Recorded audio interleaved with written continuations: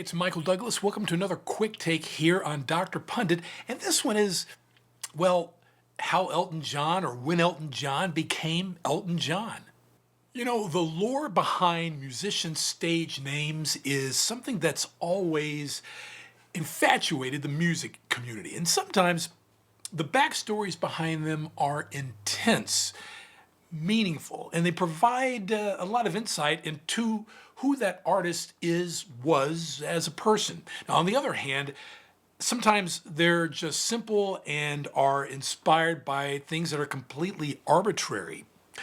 And that's seemingly how Reginald Dwight became Elton John. Now, reportedly, Reginald Dwight discovered his new name somewhere around now, 57 years ago. May 7th, 1968. However, when it comes to these types of stories, dates, facts, always hard to really kind of solidify. Nonetheless, this is how Reggie Dwight became Elton John sometime around this day in 1968. For those of you who don't know, Dwight was a member of the 60s British rock band Bluesology. This was Dwight's first band, and the one that would ultimately give him the momentum to become one of the biggest rock stars of all time.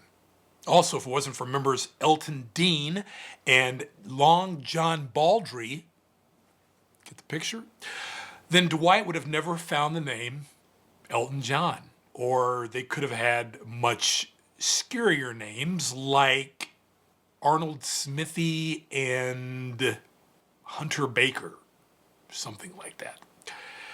Now, with all that in mind, in 1968, Bluesology had just finished their U.S. tour and were heading back to the U.K. Now, while the plane ride home, Dwight was seemingly bored and trying to craft names for his new musical persona.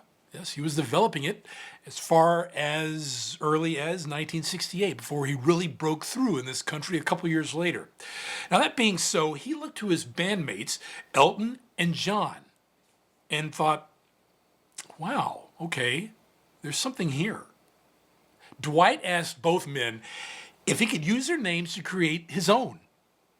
They agreed, and Reginald Dwight, Reggie Dwight, was no longer Reginald Dwight. Now, as stated previously, some of these stories contain a lot of nuance, and whereas, some of these stories don't. John's story seemingly does not, as he quite literally just named the two people who happened to be sitting in his direct line of sight at the time he was developing his musical persona.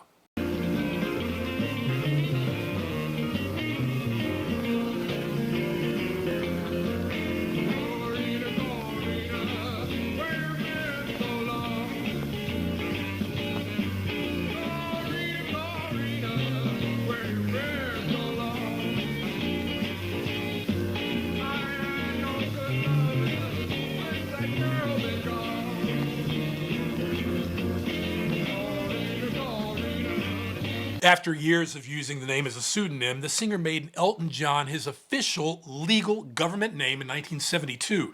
Also, funny enough, he made his middle name H, which stood for Hercules. One can also surmise that he thought, man, I'm going to shape my career, and it's going to be a Herculean task. I'll call myself Hercules for my middle name. Now, that's just my opinion.